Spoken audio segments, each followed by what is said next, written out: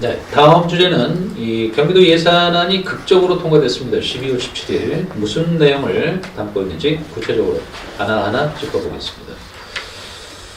33조 8천억 이것이 이제 도 예산이고요. 그리고 22조 3천억 이것이 도의회 예산입니다. 그래서 박 실장님 저 전체적으로 어떻게 보세요?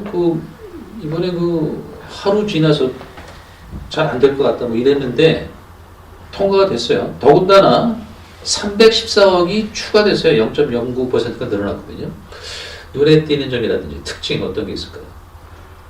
그러니까 이게 첫 번째 편성한 본 예산에서 314억이 증액이 됐다. 네. 이게 이제 증액의 이제 추억을 이제 그 도의원님들께서 이제 먹고 살 것 같다는 그 일말의 이제 불안감이 좀 있습니다. 아, 불안감. 그 증액된 예산을 제가 좀 봤더니 네. 그게 상당히 사실 이제 지역에 민감한 예산들이 많이 있어요. 그 이를테면 그 전통시장 시설 현대화 사업이 60억이 잡혀 있었는데 네. 50% 30억 증액해서 90억이 됐거든요. 오, 그래요? 네. 이게 되게 그 민감한 겁니다. 이게 전통시장 시설 현대화 사업이. 네. 도의원들 간에도 또 시장 군수 간에도 아주 그 경쟁이 심하고 또 시장 전통시장 상인회 자체들도 또 네. 아주 경쟁이 심한 예산이거든요.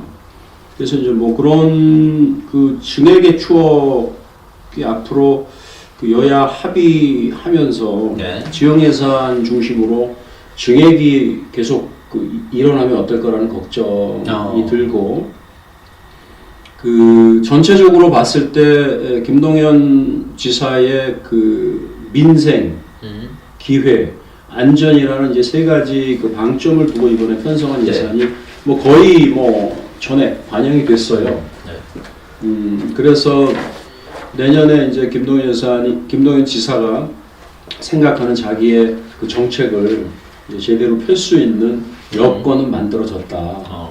그렇게 그 분석을 하고 우리가 지난번에도 이 의제를 가지고 토론을 한번 했었지 네, 않습니까? 네.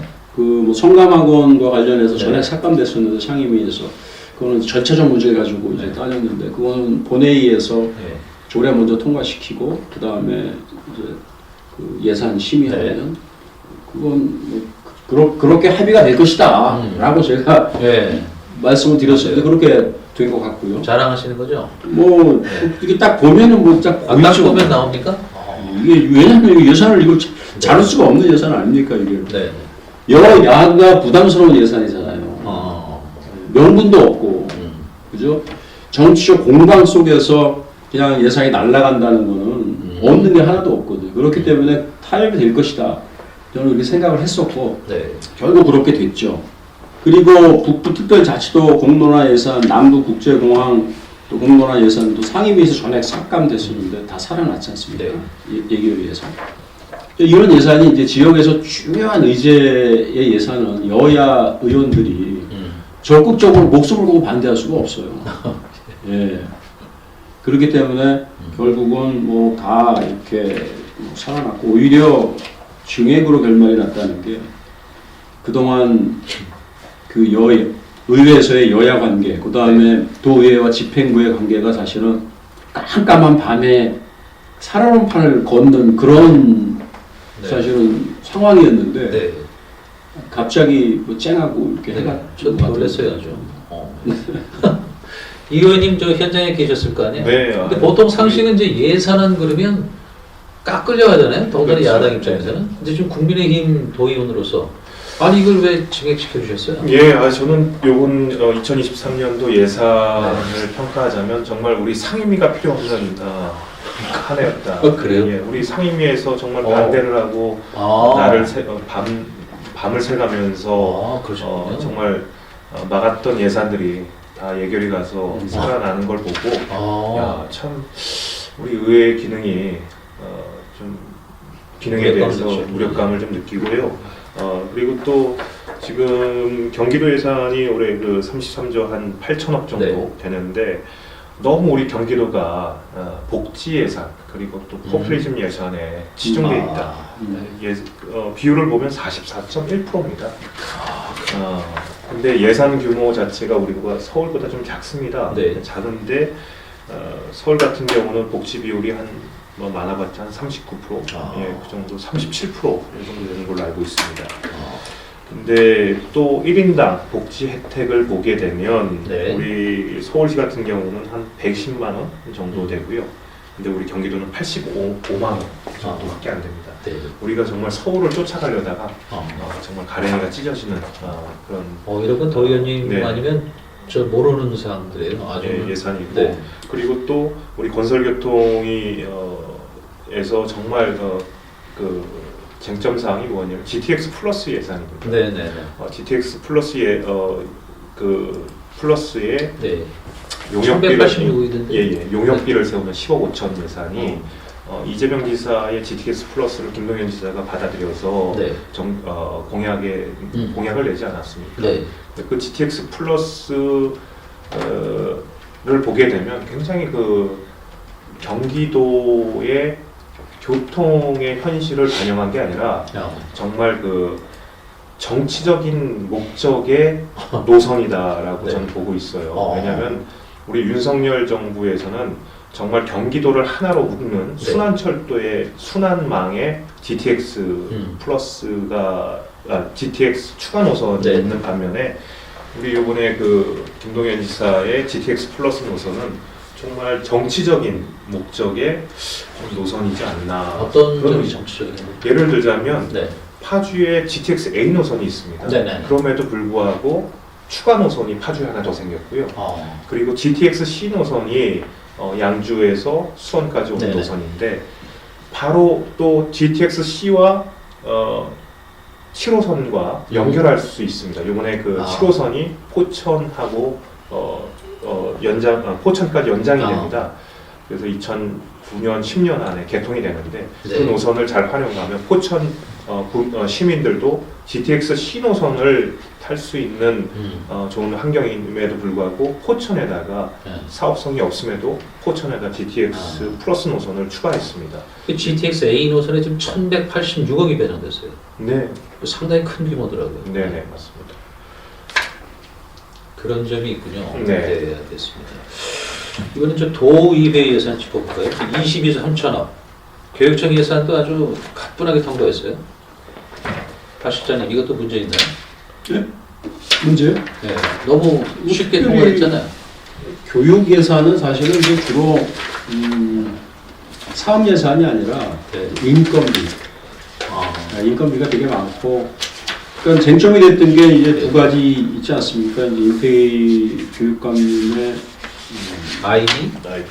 핵심 예산이 IB 예산이랑 카페테리아 급식, 그러니까 학생들의 네. 그 음식 선택권과 건강성을 좀 높여준다는.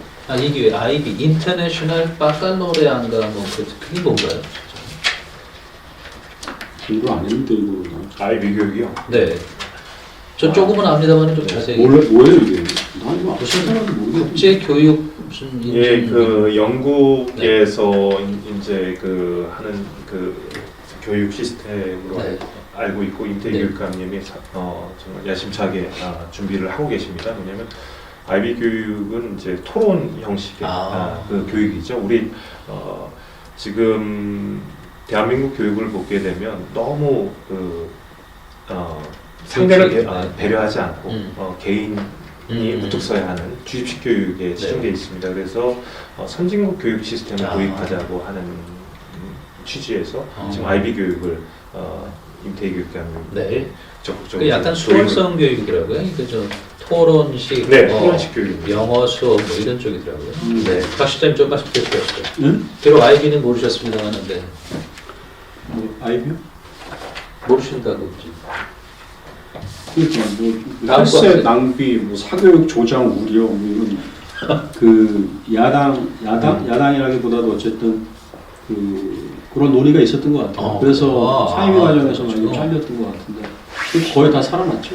네, 다 살아났더라고요. IB 교육의 그 장점은 지금 경기도에서 고질적인 문제가 과밀학급, 과소학급 문제입니다. 정말 경기도에서 신도시가 탄생이 되면 그 주변에 그 구도심의 학생들이 네. 그 젊은 부부들 그렇죠. 그런 세대들이 젊은 세대들이 다 신도시로 이동을 해서 네. 신도시는 계획했던 그 학생 수보다 더 오버가 돼서 과밀학급이 되고 네. 그 배후에 과소학급들이 네. 이제 또 구도심 공동화 이제 현상 불균형 비대칭이 되는 거죠. 네, 불균형 비대칭이 돼서 그걸 조금 해결할 수 있는 그 대안 중에 하나가 저는 아이비 교육이라고 생각을 합니다. 왜냐하면 우리 2030, 40 젊은 부부들은 교육에 정말 사활을 걸고 있고 그 교육 시스템이 좋은 곳으로 많이 이동하는데 구도심 지역에 그런 아이비 교육 시스템을 도입을 하게 되면 조금 어느 정도 그 쏠림 현상을 좀 막을 수 있지 않나 생각합니다. 그런 면이 또 있군요.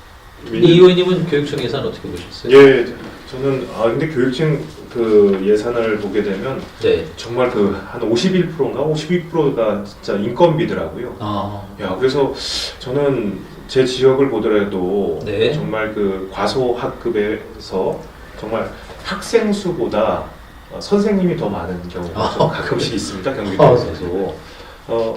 그러면 저는 거기서 조금 제가 주장하는 게 네. 행정실을 좀 통합하자. 그 과소학급들은 권역별로 좀 행정실을 통합을 해서 예를 들자면 네.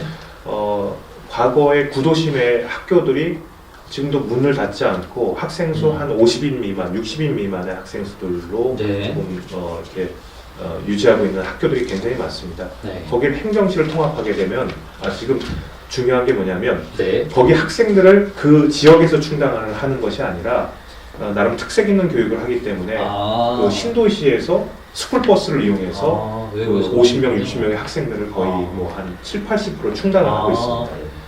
그게 현실이고 그래서 행정실을 통합하게 되면 스쿨버스를 그 권역별로 묶어서 스쿨버스를 2대, 3대를 운영할 것을 한 대만 운영하게 되면 그 예산을 좀 절감을 할 수 있다라는 그 학부모님들의 의견도 있고요. 그런 순기능이 있군요. 네네. 역시 교육위원장님답습니다. 저는 이제 교육위의 위원장이 아니고요. 우리 의회의 의원님들 교육을 책임지는 이제 거기에 교육위원장입니다. 교육이 전문가시니까요. 알겠습니다. 이게 교육청 예산은 아까 말씀하셨지만 인건비랑 시설비가 대부분이에요. 네, 맞습니다. 그러니까 어떻게 예산이 두 개가 쟁점이 될 수 있어요. 경기도는 막 수십 가지 예산이 쟁점이었는데, 그러니까 그 두 개가 이제 좀 색다르지 않습니까? 아이비 예산. 그러니까 해외에 있는 대학에 그 취업할 수 진학할 수 있도록 고등학교 과정, 중고등학교 과정에서 그 교육을 좀 시키겠다 별도로 트랙을 만들어서 하겠다는 건데 뭐 장단점이 다 있죠. 뭐 그것만 이 교육의 문제는 아니지 않겠습니까? 지금 뭐 교육 문제는 얼마 전에 우리 사회 원로들이 또 모여서 좀 정치, 교육 좀 대대적으로 바꾸지 않으면 선집할 수 없다라는 또 이야기도 있었는데. 뭐 좀 시도해보는 건 뭐 나쁘지 않다고 생각을 합니다. 알겠습니다. 네. 그리고 이제 이 문제 한번 짚고 싶어요. 지금 이게 상당히 핫 이슈입니다. 국민의힘 대표위원이 지금 사고 내지 거리가 돼가지고 직무대행을 선출했는데 또 의견이 갈리고 있어요. 이 의원님 지금 국민의힘 경기도의회 대표위원 문제. 좀 이 문제만큼 제가 좀 피하고 싶었었는데 저도 당사자로서 어떤 상황입니까 좀 지금? 표현하기가 좀 곤란한 게 있습니다. 지금 처음부터 저희는 좀 문제가 있었다고 저는 생각을 해요. 정말 그 초선 의원들은 경기도 의회에 처음 왔을 때 아무것도 몰랐습니다. 근데 재선 3선 의원님들이 서로 모이셔가지고 당대표를 밀실에서 뽑으시고 우리 초선 의원들을 따라와라 했습니다. 근데 당시는 그게 관행이었다면서요? 예, 관행이라고 하시면서 이렇게 진행을 하셨는데 저희 초선 의원들은 좀 이해할 수가 없었고 거기서 분열이 시작됐습니다. 이제 거기 그 문제가 지금까지 온 거라고 저는 생각을 합니다. 그래서 그래서 지금 정확히 반으로 쪼개졌습니다. 그래요? 예. 근데 지금 문제는 그렇게 재선 3선 의원님들이 당대표를 밀실에서 뽑아서 네. 초선 의원님들의 그 반대에 좀 부딪혔고 그리고 광미숙 대표의 그 재신임을 네. 의원총회에서 다시 물었습니다. 물어서 거기서 열띤 토론 끝에 광미숙 대표가 2표가 3표 차이로 이겨서 대표에 추대됐습니다. 근데 그 과정에서 너무 조금 우리끼리의 좀 싸움이 심했고 또 의장 선출에서 또 우리가 패하는 바람에 네. 정말 그 진영의 골이 좀 깊어졌습니다. 그렇죠. 의회 의장 선출에 지금 국민의힘이 상당히 유리했음에도 실패하는 바람에 그 결정적 단초가 된 것 같은데 지금 이제 그 김정호 광명 지역구인 그 의원이 직무대행으로 선출이 됐는데 현 대표단에서 또 이거를 반대하고 있는 거 아니에요? 예, 반대를 하고 있죠. 그래서 그럼 어떻게 됩니까 앞으로? 일정이? 지금 참 저도 말씀드리기가 좀 곤란한 입장이고 상황인데 네. 우선 우리 그 국민의힘 경기도당 위원장이신 유이동 의원님께서 중재를 서주시려고 노력을 하셨고 그리고 그 부분에 있어서 우리 도당에서 좀 적극적으로 좀 나서서 좀 우리 의원들 간의 그 여러 문제를 좀 해결을 하려고 했었습니다. 근데 또 거기서 이쪽 반대쪽에 계신 분들, 그러니까 현 대표단, 그러니까 현 대표단은 아예 저는 참석을 했지만 거의 참석을 하지 않고 또 의원총회가 열려서 정말 그러니까 한쪽 진영의 의원님들만 모여서 투표를 하고 또 대표가 선출되는 바람에 또 큰 동력을 얻지 못하고 있는 상황이고 상당히 입장이 곤란하신 것 같아요. 알겠습니다. 박 실장님 어떻게 보세요?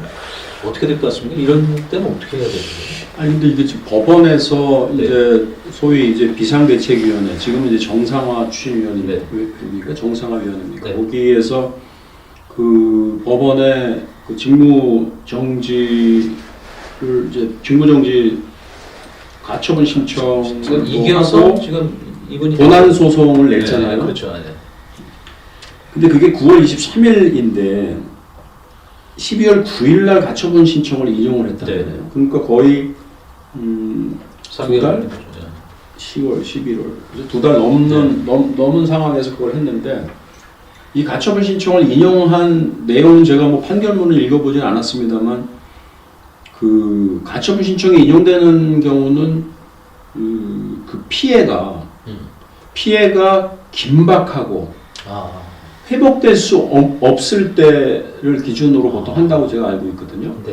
그러니까 회복할 수 없는 피해가 긴박한 경우에 가처분 신청을 인용해 주는 건데 그럼 9월 23일 날 했으면 12월 9일 날 법원의 판단은 늦었다. 긴박하지가 않은 거죠. 그러니까 늦었다. 긴박성을 어떻게 판단을 했는지도 좀 퀘스천이고 또 하나는 이 회복할 수 없는 피해인 것이냐. 그 광미숙 대표가 대표를 이행하는 것이 그 소송을 제기한 분들한테 어떤 회복할 수 없는 피해를 줄 것이다라고 법원이 봤는지 저는 좀 그게 좀 판결문을 좀 읽어보고 싶어요. 지금 가처분 신청 판결문을 보게 되면 권한대행을 수석 부대표로 부대표가 있기 때문에 가처분 신청을 내린다라는 판결문인 걸로 알고 있어요. 그래서 지금 또 부대표가 김정영 그분이 사퇴했죠, 근데 그렇죠. 부대표입니다. 근데 수석 부대표입니다. 근데 도당에서는 당 차원에서 부대표를 등록을 하라 했는데 등록을 하지 않았다 해서 부대표의 권한이 없다. 싸움의 연장선에 또 지금 그 경기도의회 국민의힘 참 이래저래 그 난감해요. 지금 지난 8월 9일 날 의장단 선출에도 실패하고 간신히 지금 좀 예산안 처리해서 좀 수월에 지나했더니 또 이런 그 악재를 만났는데 이렇게 나가다가는 저 하반기 의장도 국민의힘에서 못 나오는 거 아닙니까? 박 실장님 어떻게 보세요? 그렇다면은 참 큰일이겠죠. 국민의힘 그 소속의 의원들의 집단지성의 이제 문제이고 당이라는 것이 사실은 정치에서 정치를 함에 있어서 당이 그 기본이 돼서 정당 정치가 기본인데 그 안에서 물론 개인의 의견이 다를 수 있지만은 어떤 의장을 선출하는 문제라든가 뭐 상임위원장을 선출하는 문제라든가 이런 것에 있어서는 나름대로 뭔가 이렇게 또 결집할 때는 결집이 돼야지 되는 거 아닐까요? 정당을 할 이유가 별로 없죠. 뭐 개별적인 의견들을 표출하고 갈라지고 네. 소송하고 뭐 못하러 당을 하겠습니까? 그냥 뭐 다른 당을 만들어서 교섭단체를 따로 만들어서 하시면 되잖아요. 네. 예, 그러니까는 뭐 시간이 약이 되는 결과로 이렇게 네. 귀결됐으면 좋겠다는 생각을 네. 합니다. 알겠습니다. 의장 선출에 있어서 저희가 뭐 한두 표로 진 것도 아니고 정말 네. 그 생각할 수 없는 숫자로 졌습니다. 78대 18 동수인데 네네. 표가 한참 7표 졌어요. 차이로 진 걸로 알고 있습니다. 근데 여기서 보면은 정말 그 개인의 욕심에 의해서 우리 당이 이끌려가고 있다. 예. 네, 왜 그 뭐냐면 지금 민주당과 국민의힘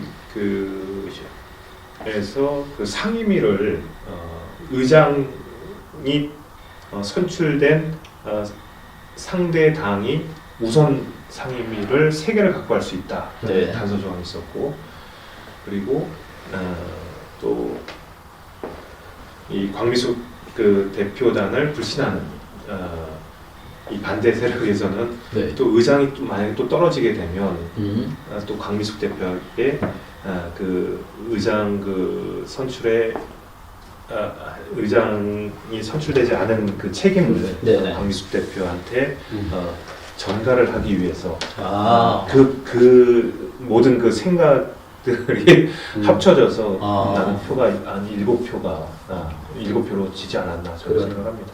네. 그래서 상임위원장이 욕심을 가진 우리 의원님들과 그 뒷배경 예. 그런 게 있었죠. 그래서 참 이것은 참 누구를 탓할 수 없고 우리 국민의힘 의원님들이 좀 반성을 해야 될 부분이라고 저는 생각합니다. 흔히 이제 보수는 저 부패로 망하고 진보는 분열로 망한다고 그러는데 요즘 국민의힘 경기도 의회를 보면 보수가 지금 분열로 망하는 게 아닌가 그런 생각이 듭니다. 앞으로 좀 지켜보겠고요. 잘 추스렸으면 좋겠습니다.